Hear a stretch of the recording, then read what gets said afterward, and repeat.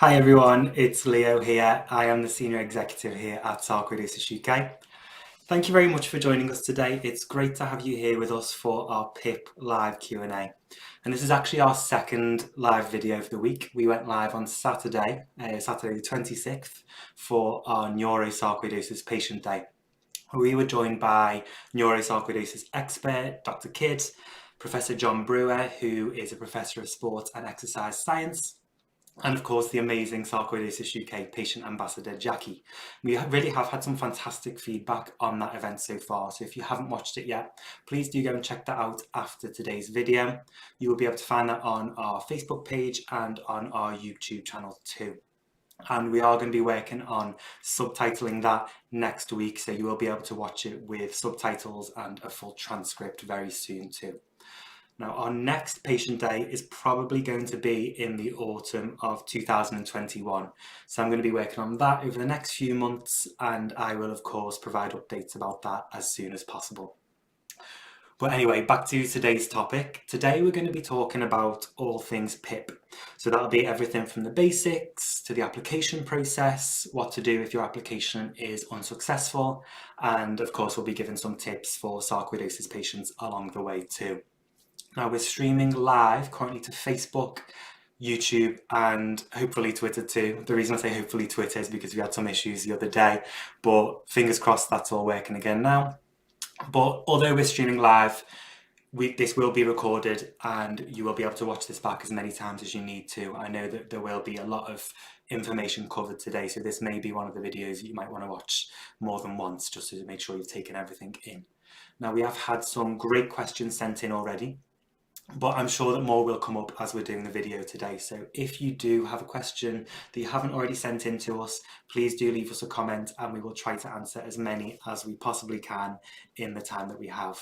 Now, I'm very excited to be joined by our amazing Sarcoidosis UK nurse, Jenny, who will be sharing her knowledge about PIP and the application process.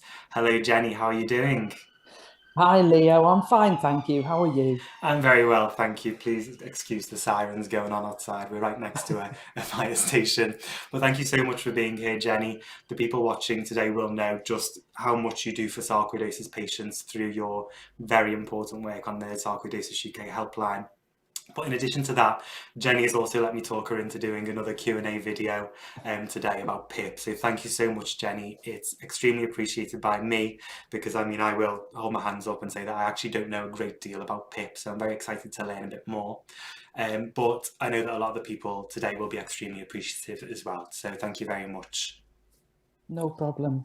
Lovely to be here again. Thank you, Jenny. It's so great to have you. And I mean, well, PIP is a topic that comes up quite a lot on questions into the office. I know on the helpline too, and it's definitely something that's been coming up in the Facebook group. So it's great to be able to talk about this and hopefully sarcoidosis patients, and hopefully help sarcoidosis patients with the process too.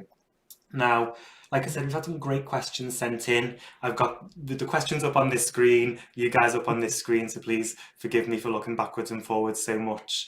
But let's start off with a basic question. This isn't one that's been sent in, but I just think it's an important starting off point for us. What does PIP actually stand for, Jenny? PIP stands for Personal Independence Payment. So it's a benefit for people who have a disability that means that they have difficulty doing things in everyday life or difficulty with the mobility or both. And it replaced another benefit that people may have heard of, which was Disability Living Allowance or DLA. Some people are still on DLA, but no one over the age of 16 can now make a new claim for it. PIP has completely replaced it. You can't claim both DLA and PIP because they're basically the same thing.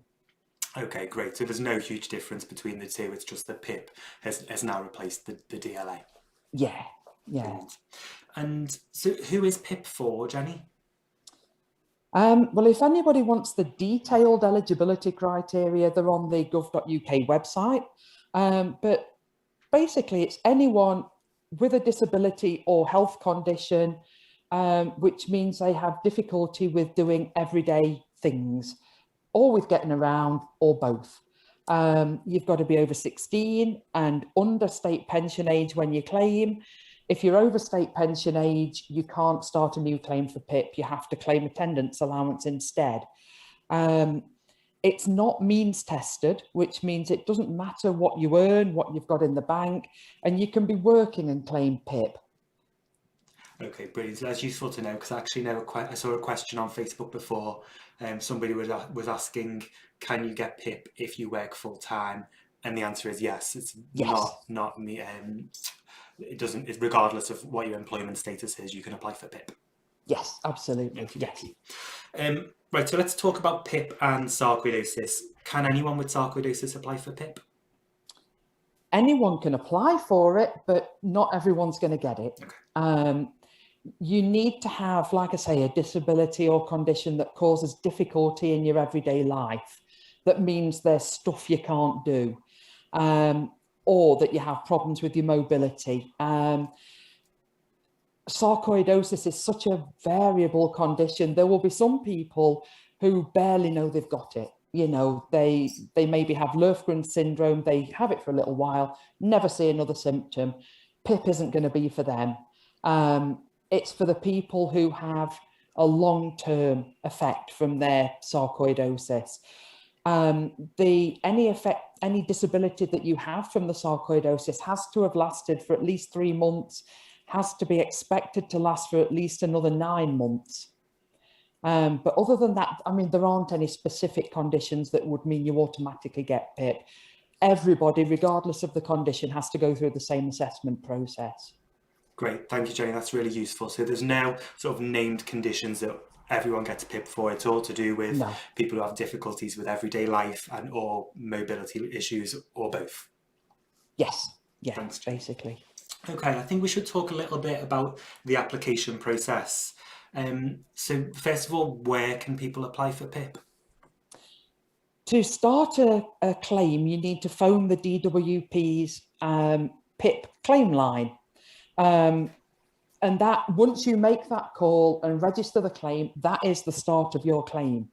If you are successful, anything that you get paid will be backdated to the date of that phone call.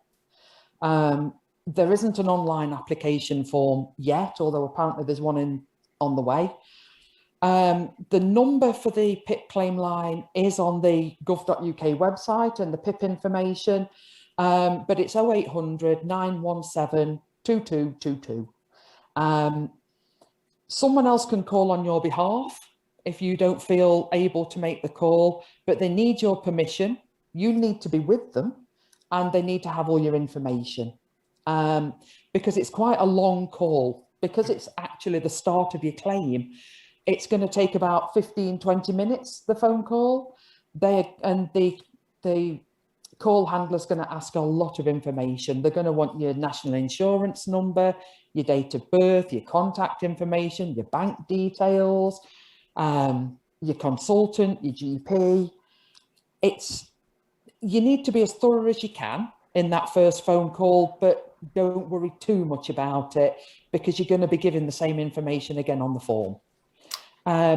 One tip at this point is, do give them your mobile number, because that means they'll send you text message updates, which is really helpful, because they will then text you when you post the form back. They will text you to let you know that you've got it. That's a really useful tip, Jenny. So to give your mobile number so you do get those updates.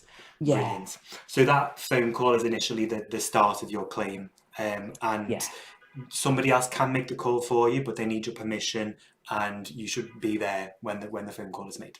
Yes. Thank you, Jenny. And when it comes to the application process, what can people expect? And would you say it's a difficult application? It's not an easy application.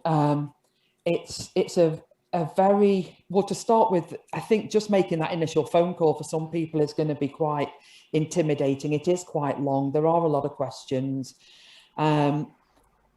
Once you've done that, you're going to get sent a form, quite a chunky form. It's about, I don't know, 40 or 50 pages long, including the information that you get sent with it. So yeah, there's a lot to do with the form.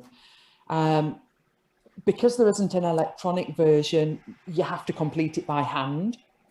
Now, again, someone else can help you fill the form in, but it's also okay to type information, print it out, and attach separate sheets to the form. If you're going to do that, make sure you've got your national insurance number on each page that you print out, just so that if they get detached, they can match it back up with your form. So you can expect to spend a few hours, to be honest, filling it in. Once that form has been sent in, with all the supporting evidence and information that you send with it, it's assessed. If there's enough information in the form and the documentation that you've sent with it to make a decision, then that's what they'll do. If they can't make a decision just on that, then it'll be passed to an assessment agency and they will then want to talk to you. That assessment might be an hour, but I've known them be 2 hours. Once you've had that, it's passed back again with a great big thick report to someone who's known as a decision maker. And it's the decision maker who actually looks at the form, the evidence, the assessment report, and makes the decision and tells you what that decision is. So the person who does your assessment, the face-to-face assessment or phone assessment, whatever it is, they're not the person making the decision. They're just writing a report about it. So by the time you've made the phone call, filled the form in, sent all your documentation, had the assessment, it's gone back, it's quite a long, drawn out, complicated, and to be honest, stressful process. Yeah, I definitely do hear that from people a lot, that it can be quite a long, drawn out process. And I saw on Facebook before, actually, somebody said they put in an application for PIP and they've still been waiting for 5 months. Would you say that's absolutely normal? It is, unfortunately, at the moment, yes. This is, I guess, where if you've given them your mobile number, at least you'll have that text message to know, so that you know that they've received your form. I know some people send them recorded delivery as well, just to make sure that the form gets there. But yes, there are lots of delays at the minute. They're absolutely snowed under with claims. And we did hear rumours that they've transferred people off the PIP processing onto universal credit, because there were just so many people with the pandemic last year claiming universal credit. They moved people around, and yeah, there's a huge backlog, basically. Yeah. Okay, but yeah, great tip. Make sure you give them your mobile number so you can get updates. Yeah. Okay, and when it comes to applying, what kind of questions should people expect to answer?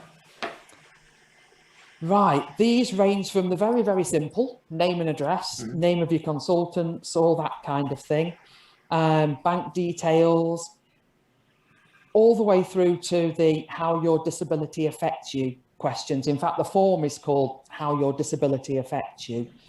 And I think they're the ones that people worry about, because they're the ones, there are 10 different questions about your general functional ability and another 2 about your mobility.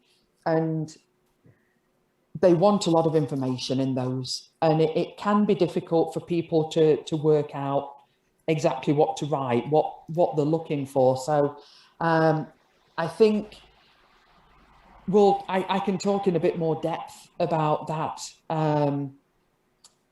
if you would like me to now, or we can leave it for a question later. Pretty well, I think we have got a question on that for later, haven't we? So yeah, so we'll provide a little bit more tips later on how to answer how your disability affects you. But there are lots of questions, lots and lots of questions. So what are the different components of PIP? I know there's more than one. Yeah, there are 2. There's 2 components, daily living and mobility, and each component has 2 rates that it can be paid at, either standard or enhanced. You can be awarded either part on its own or both together, and you might get a different rate for each. So you might get nothing for daily living and enhanced mobility. You might get standard daily living and nothing for mobility. yeah, it all depends, to be honest, how many points you score. But for the daily living and mobility, it's all on the same form. It's all part of the same form. Daily living is things like eating, showering, going to the toilet, being able to read and process information, managing money, engaging with other people. Mobility, it obviously is all about moving about, but there are the two questions in the mobility section. The first one, planning and following journeys, is really about mental health and cognitive ability, anxiety, cognitive impairment, dementia, that kind of thing.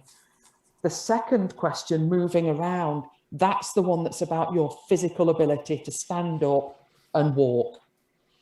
Okay. So those are the two different components, and there are two different rates for each. No, that's really useful. Thank you, Jenny. And it's interesting that kind of mental health does come into it a little bit when it comes to planning and following journeys. Yeah, absolutely. In fact, it comes into it in the daily living activities as well. Okay. Yeah. Great. So when it comes to this application process, do you have any tips for sarcoidosis patients who are thinking of applying?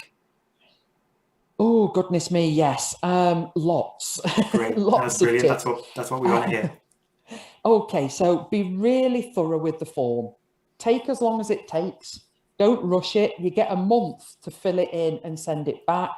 If it's going to take longer than a month, you can phone up the PIP helpline and ask for an extension.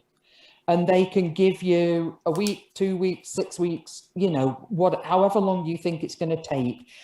If you're going to ask for a longer extension, you might need to give a really good reason for that, but it is done. So if it's getting close to the deadline for sending it back, phone them and tell them that you need more time. Tell them all your health professionals. Don't just go for the headline GP or consultant. There's an extra information section. Give them everybody. Give them your physio, your OT, speech therapist, specialist nurses, everybody that you can think of that's involved in your care. Let the health professionals know if you can, because it's unlikely that the assessors are going to write to all of the health professionals you give them, but they're going to write to some almost certainly. Put the one that knows you best first. That might be your consultant, it might be your GP, and then just stick all the rest in the extra information section. Get hold of the point scheme that they use for the assessment so that you know what they're looking for. So Parkinson's UK has a good guide on their website. Somebody's uploaded one into the files section on the Facebook group. So that's really helpful to get hold of because, for example, washing and bathing. So if you can wash and bathe and you don't need any help at all, you get no points. If you need to use an aid or appliance to wash or bathe, you get 2 points. Now, an aid or appliance, that's something like a grab rail or a bath board or a long-handled brush for doing your feet. Anything like that is an aid or appliance. If you need assistance to be able to wash your body between your shoulder and your waist, you get 4 points. If you cannot wash at all and you need another person to wash you, that's 8 points. You're only going to get the number of points, the highest number of points. You can't get 2 for that one, 2 for that one, and then another 8 there, all in the same category. You only get kind of the maximum, the headline number of points. So having that point scheme is really helpful. It's because sarcoidosis, like so many long-term conditions, to be honest, is a fluctuating condition. Think about the problems that you have on the majority of days, more than half of days. Keep a diary if necessary. But if you have a problem with something more than 50% of the time, write it in there. Don't minimize things. Don't think, oh, well, I really manage. No, if it's a problem, put it in there. talk to the people who live with you. If you've got a partner or family that visit or friends, ask them, what they think you have problems with. They've probably spotted things you haven't. If all of a sudden you can't get down to fasten your shoes, so you've stopped wearing shoes with laces, that needs to go in there. Get your pharmacist to give you a printout of your prescription, so you make sure you include all your medication, because some people are going to be on some fairly complex regimes. Include documentation. They ask you to send evidence. Now, it needs to be anything that gives information on your functional ability. So just a list of blood test results, it doesn't really tell you anything about how you are day to day. But care plans, results, letters, scan results, doctor's letters, OT reports, physio reports, anything like that. Include that. Make sure you keep a copy of it and send the copy and keep the original. Just thinking, is there anything else? I think the trouble is that when you get into doing it, that it's so complex. But yeah, think through your daily activities and even time yourself having a shower. If you know that you are tired when you get up because you've got fatigue and you're much slower than you used to be, time yourself. If a shower that used to take 5 minutes now takes 20 minutes or an hour, that needs to go in there as well, because PIP is about being able to do things in a timely way. It's not just being able to stagger through it, it's can you do it in a timely way. Brilliant. In fact, I thought that was such a fantastic answer, Jenny, and thank you for making it so relevant to sarcoidosis patients as well. I was actually taking notes of everything you said as we went through that. So let's just summarise quickly over what was just said. So you can get an extension if you need it. You need to phone them up and ask for an extension. And if you're asking for a big extension, you probably need to give a pretty good reason for that. Yeah. Include on the form all of your health professionals and ideally let those people know that they've been included. Yeah. Get hold of the points scheme. There is one on the Parkinson's UK website. Have a good one. And there's also one on the Sarcoidosis UK Facebook group. One of the ones I really liked is keep a diary, because we all forget what things were like a month ago or a couple of weeks ago. Keeping a diary is a fantastic tip. Getting to know the points scheme. Talk to the people that live with you as well, because they will be picking up on things that you might not be aware of, you might have forgotten about because they've been going on for a little while. So do speak to the people who live with you. Print out your prescription and include relevant documentation as well. Yeah, I'm sure I've missed some stuff on the documentation, but to be honest, if you've got it and it's like I say, not just a list of blood results, which they're not going to get a great deal from, but anything else, take a copy of it, send it. GP records, if you can get hold of them. The whole point of sending all that evidence is that what you're hoping they're going to do is look at all that evidence and do what's called a paper-based assessment. Okay. And that means they're just looking at what you've sent them and making a decision based on that. If you can do that, then you can avoid the face-to-face or the phone assessment. Or at least, fingers crossed, you can. I still think they have a quota of face-to-face assessments they have to do anyway, but yeah. Great. Brilliant. Well, thank you very much, Jenny. So we've talked about what people should do. Is there anything that people should avoid doing on their applications? Yeah. Don't tell any fibs. Just be honest, If you don't have a problem with something, don't make it up. And if it's not more than half the time, don't make it up. Don't give them loads of information about sarcoidosis, bizarrely. It's not relevant, because they do care what you've been diagnosed with, but they really want to know about your functional ability, not your diagnosis. So, if your sarcoidosis means that you can't walk 50 yards, then it's fine to say, because of the breathlessness caused by the sarcoidosis, or because I have scarring on my lungs caused by sarcoidosis, I can't do X. That's fine, but don't give them lots of information. Don't send them the Sarcoidosis UK leaflets. They won't consider them. We've been told that at length. Okay, no, I think that's incredibly useful. So they don't necessarily want to know reams and reams about what sarcoidosis is. It's more about how it affects you, right? Yes, yeah, Brilliant. basically. And however tempted you might be, don't be cheeky on the form. Yeah, it's just one of those, you know. Yeah. Yeah. Yeah, that's very useful. Thank you, Jenny.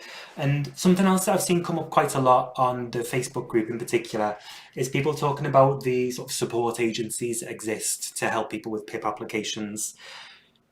Would you say these are worth using? And if so, are there any specific ones that you would recommend people use? Yeah, absolutely. I mean, I obviously have some knowledge about PIP, and I've done a few PIP applications, but I'm not a welfare rights officer. I don't have that in-depth knowledge. So organisations like Citizens Advice, they do have welfare rights officers, but they can be very busy. Some local authorities have excellent welfare rights officers who can help you fill in the form and will support you if you're not successful.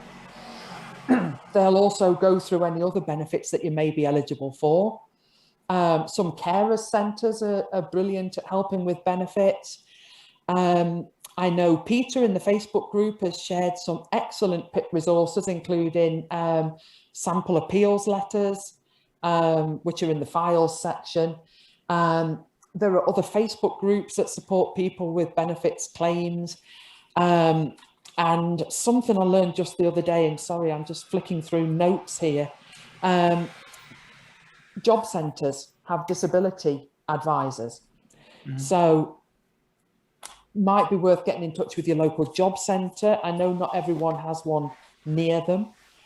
The other thing actually is that if you are really, really struggling with your application and filling it in, it is possible to contact the DWP and get what's called an additional support marker put on your file, which means that it puts more responsibility onto the DWP. So if the form isn't submitted on time, they won't just close the case. They will actually chase you up and find out what's going on. They'll send a letter if you don't turn up for a face-to-face assessment. They'll try and find out what's going on, and they'll try and support you through it. So that's worth knowing as well, that you just need to phone them and say, I'm really struggling with this. Can I get an additional support marker put on my file, please? Great. No, thank you, Jenny. Some more great tips there.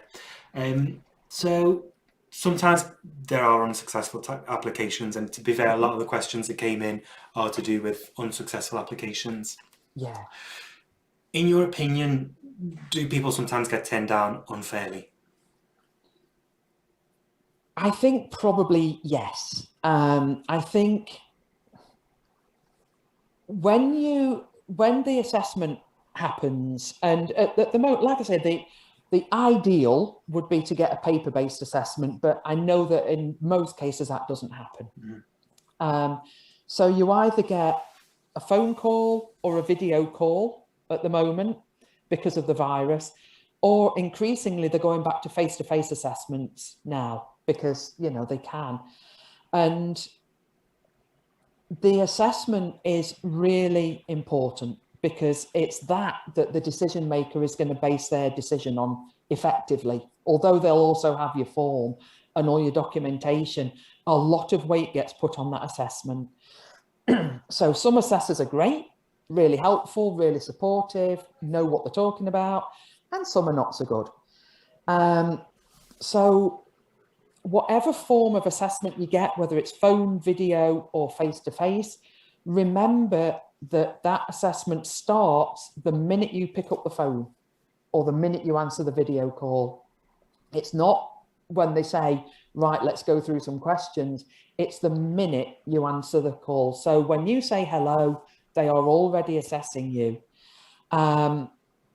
and they will be looking for clues to your ability to function from that very first greeting. And there are some big problems with that approach, but because what it means is that if you have told them in the form that you have fatigue, which an awful lot of people with sarcoidosis will have said, they will expect you to sound tired. If you say you have anxiety, they will expect you to sound worried.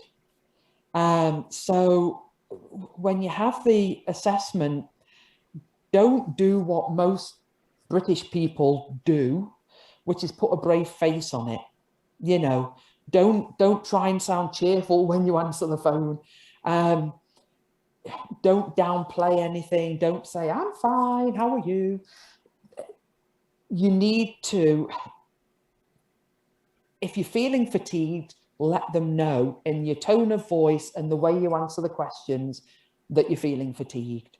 If you're feeling really depressed and down or anxious, let them know that in your tone of voice.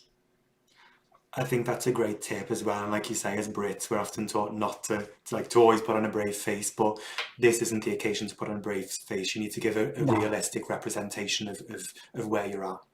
Yeah, absolutely. Yeah. Brilliant. So Charlie on Facebook wrote in and said, I applied for PIP last year, but got the usual pathetically low score, but I didn't appeal it. Can I now reapply? Yeah, absolutely. I think they usually say 6 months between applications. I've not been able to find anything to back that up anywhere, but certainly if it's been 6 months since you last applied, go for it. Apply again. Okay. Yeah. So 6 months wait or something like that. Is there a limit to the amount of times you can reapply?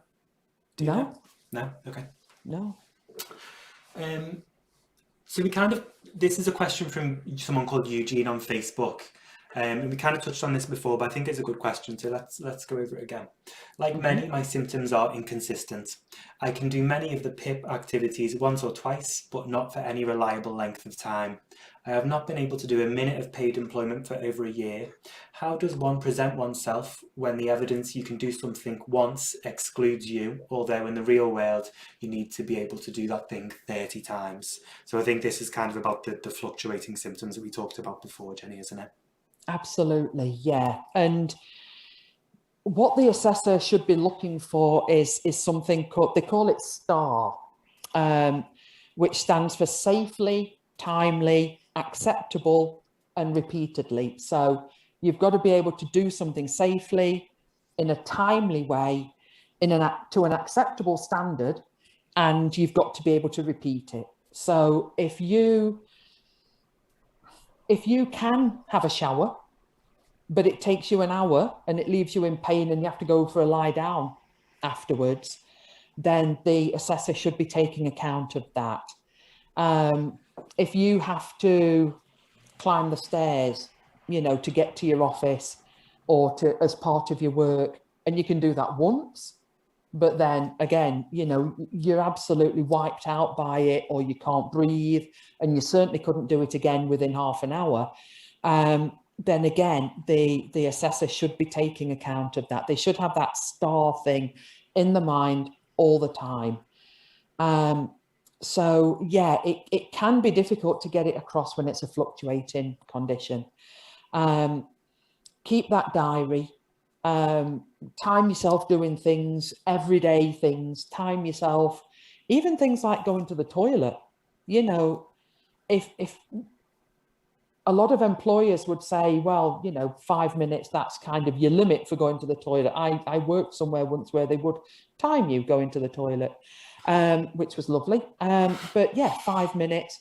Some people, it might take them 20, because by the time they've walked there, done what they need to do, sorted the clothing out, walked back again, because of the breathlessness, because of pain, because of fatigue, whatever, time yourself doing stuff like that.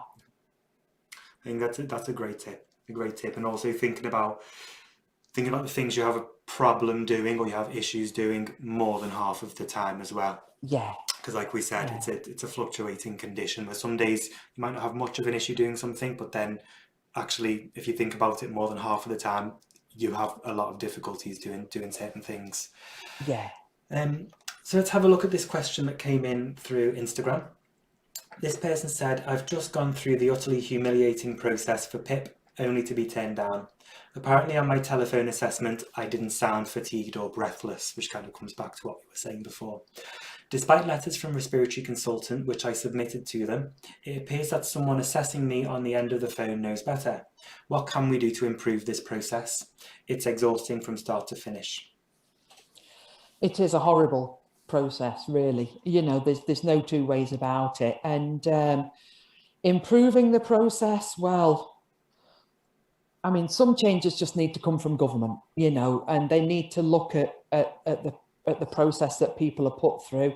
And there are campaigning organisations out there, disability rights organisations, who are campaigning and lobbying to try and get changes made. But, you know, that's not going to happen anytime soon, to be honest, despite the fact that far more money goes unclaimed than is ever claimed fraudulently. So in the meantime, I think if you're still within the time frame for appealing, go for it. If not, then start another application. Keep records of everything. If you do an appeal, get the DWP to send you the assessor's report. They can do that. It will be a great big chunky thing, but it will go through everything that you and the assessor talked about on the phone.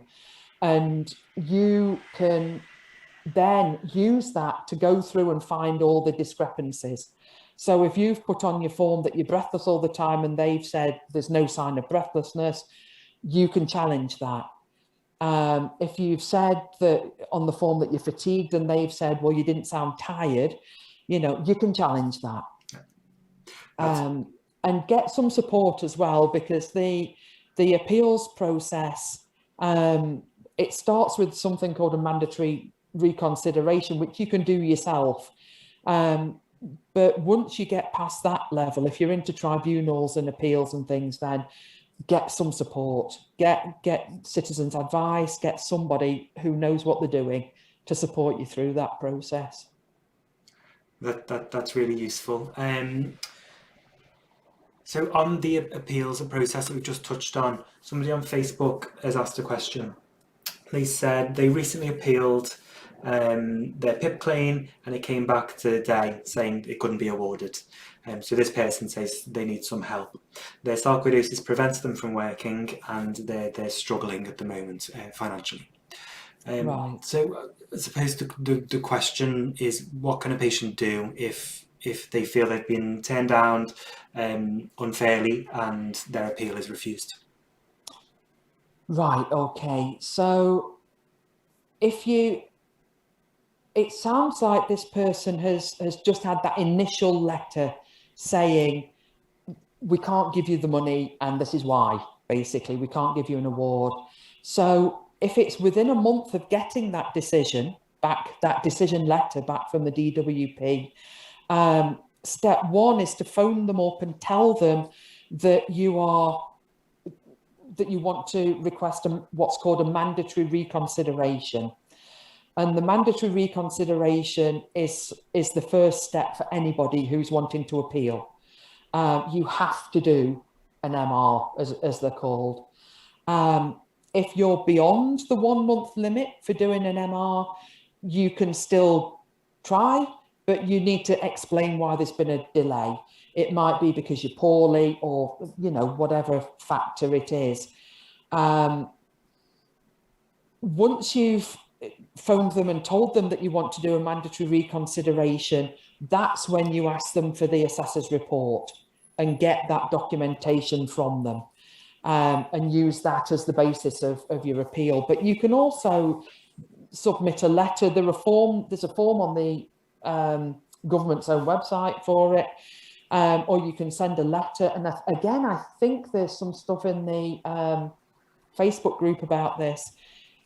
The first mandatory letter that you send for the mandatory reconsideration, you're just saying, I disagree with this outcome because, I don't think you've taken enough account of X, or I don't, you know, give a reason, but you don't need to write pages at this point.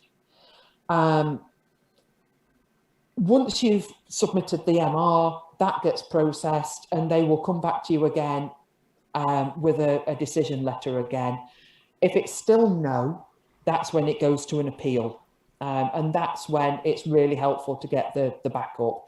To be honest, it's helpful to get backup at MR stage as well, but you can do that yourself.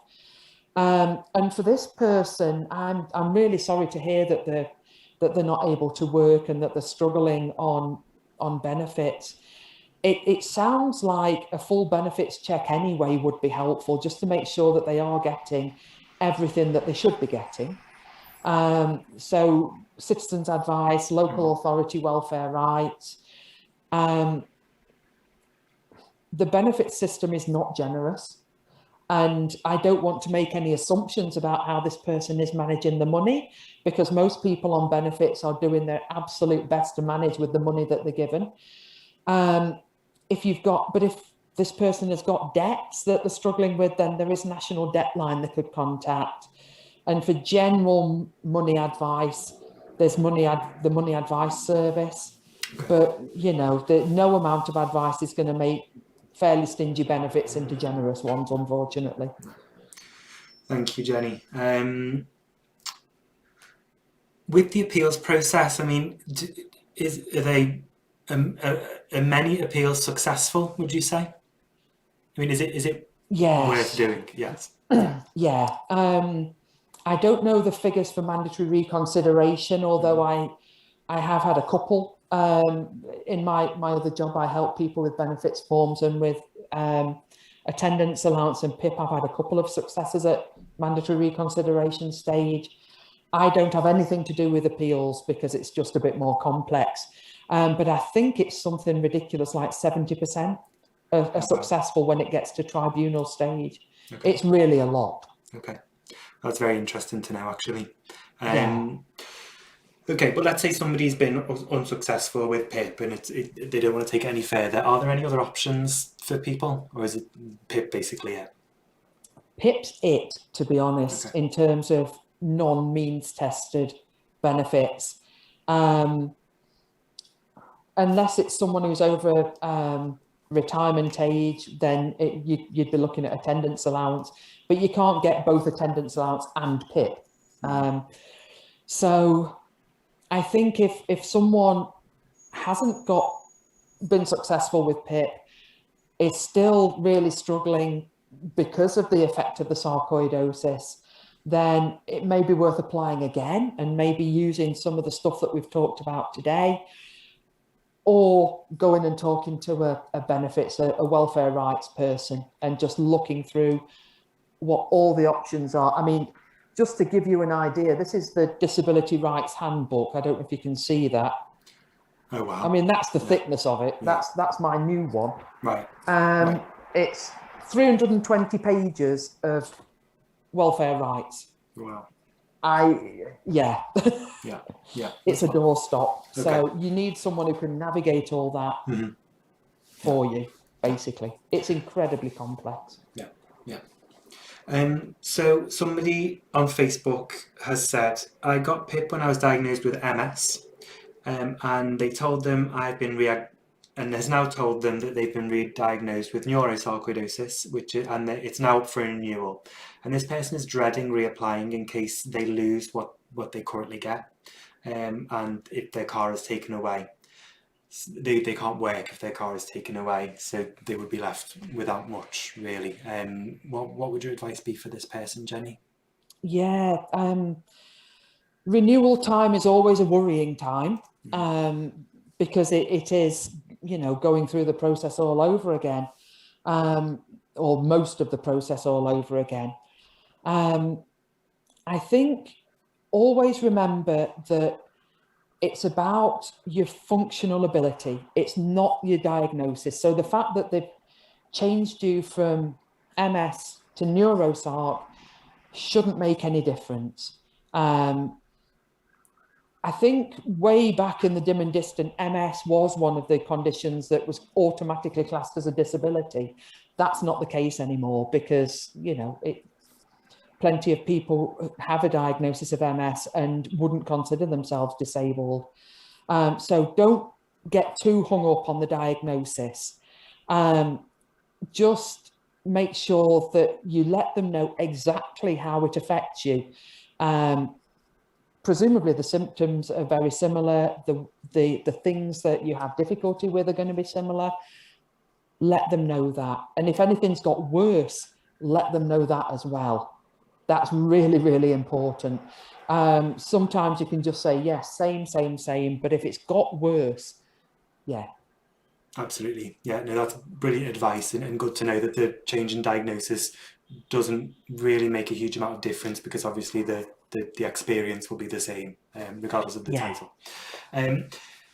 Jenny, I know we've been talking for a little while, but we've had some questions coming live. Can we keep you for maybe 5 more minutes? Is that okay? Of course, that's fine. Yeah. Thank you so much. Thank you for being so generous with your time. We really do appreciate it.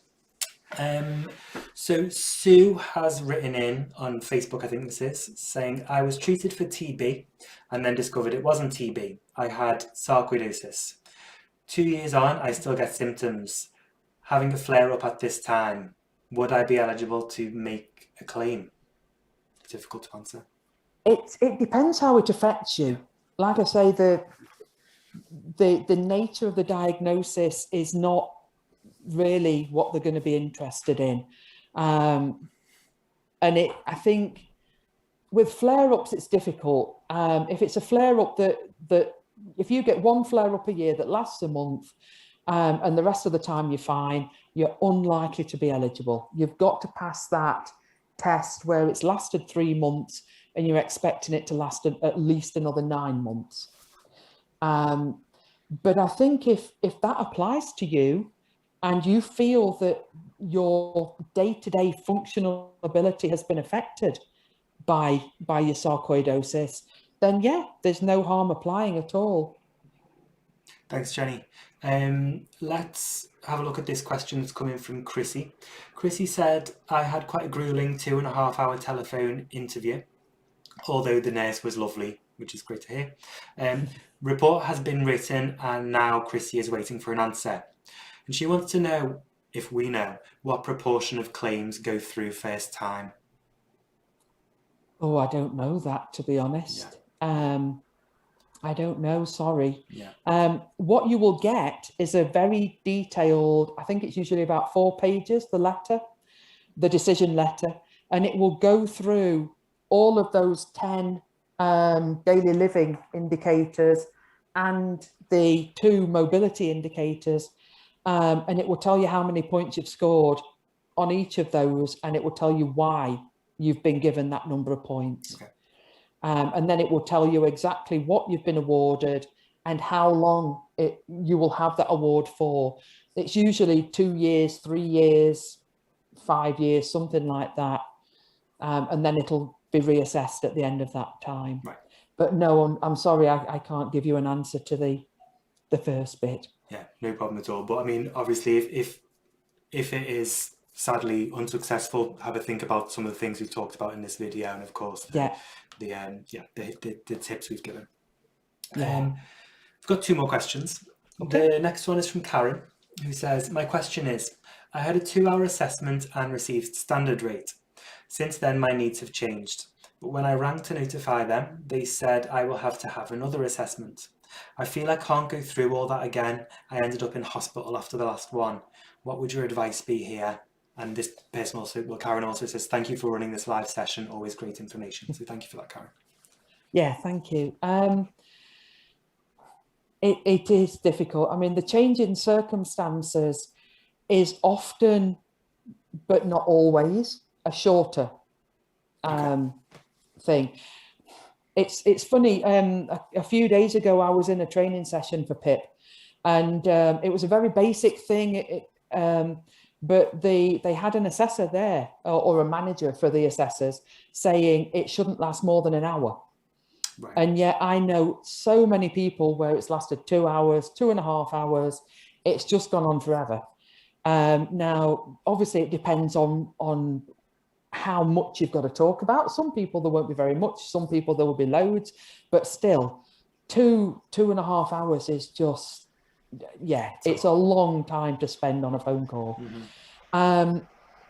My advice, if your needs have changed, is have a look at the points and see if you would get from, because it's 8 points for a standard rate and 12 for the enhanced rate. If you look at the points and think, actually, yes, I think I would now get the number of points I need for the enhanced rate, then I would go for it. And when you have your assessment, if it's another phone call, like I say, fingers crossed it will be a bit shorter, but you can have somebody with you. And I would really encourage you to have somebody with you, anybody, whether it's a phone call, video call, face-to-face, have somebody there. For the phone call, if you can't have somebody in the same house as you, they can set up a 3-way conference call. And if there's anybody out there who doesn't have English as a first language, they can do that with translators as well. So yeah, get somebody there, get them supporting you, and get them to be involved in the call as well. Get them chipping in, and saying, are you sure you're all right to carry on? And that, all those kind of supportive little things that let the assessor know that you are having a really hard time with this. Absolutely, some even more fantastic advice there, Jenny. It's really good to know that they can arrange for a three-way call and a translator if needed as well. It's obviously very important. Okay, last question. I'm not sure that it's one we're going to be able to answer, or it's going to be a similar answer to one we gave before. But Nathan asks, hi, I have lung sarc and I'm off the steroids now, but still using a pump. I have good days and bad days. I also have arthritis in my neck. Would I qualify for PIP? This depends again, doesn't it, Jenny? Yeah, it depends. Have a look at the points. Bear in mind both conditions. And that's really important, actually. If you've got more than one condition, tell them about everything. The other thing is, in terms of getting support, obviously, Sarcoidosis UK is a very, very small charity that punches well above its weight, but still, we don't have lots of disability rights advisors. Some charities do.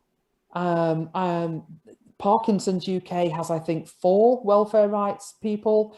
Other charities also have them. Macmillan does. So if you've ever had a cancer diagnosis, they might be worth getting in touch with to talk to their welfare rights people.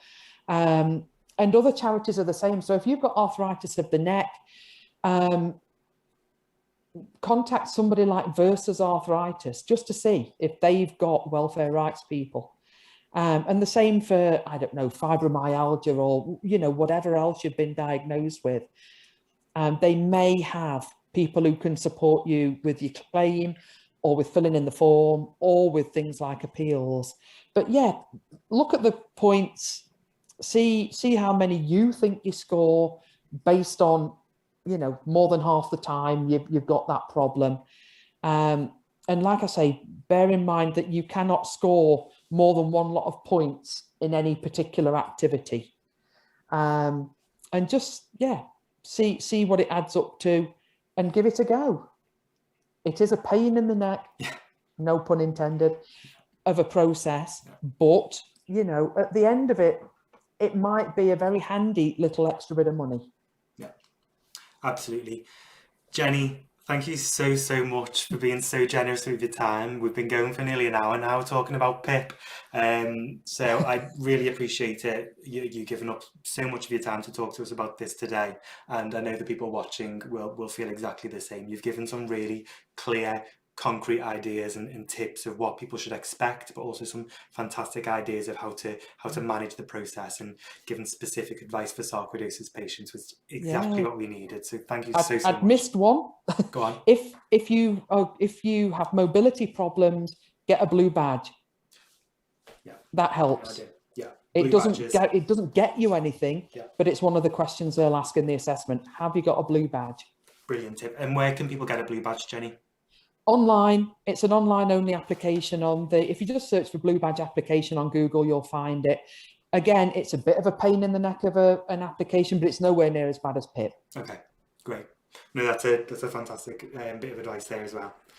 Jenny, thank you so much. And I'm sure everyone watching today will be extremely appreciative about this. And do remember, everyone who's watching, you will be able to watch this back. I know we've covered an awful lot of information here, so please do feel free to watch this as many times as you need to. Thank you, Jenny. So a huge thank you to Jenny for spending so much time there talking to us about PIP. It's really, really appreciated. So thank you very much, Jenny. Now, just before I go, a couple of things from me. First of all, Q&A videos was something we started doing during the pandemic because we needed a way of getting information in quickly to people in an accessible way. But we found that it's such a great way of kind of talking about different topics that it's definitely something we want to keep doing. So if you do have any ideas for things you'd like us to discuss in future Q&A videos, let us know in the comments, and we're always looking at the comments, so we will have a look. So if you have any ideas about what we should be talking about in our future Q&A videos, do let us know, and we'll be taking a look at that. And finally, one last thing, I would like anyone watching today to consider making a donation to Sarcoidosis UK. Last year and a half has been incredibly tough in terms of fundraising because all of our in-person events have been cancelled. So as the world is starting to open up now and people are starting to take part in races and fundraising events, please do consider taking part in one of those. You can do so on our website. We'll pop up a link on the next slide as we close off this Q&A. Or if fundraising isn't your thing, you can head to www.sarcoidosisuk.org/donate and you can make a donation of any amount. We do appreciate any kind of donation, no matter how big or small. And please do remember that anything that we put towards research does get doubled by the British Lung Foundation, so any donation will have an even bigger impact. And finally, thank you very much for watching this Q&A. I think it was a particularly good one and lots of fantastic information there shared by the brilliant Sarcoidosis UK nurse, Jenny. Thank you so much again, Jenny, for being so generous with your time, and we will see you next time.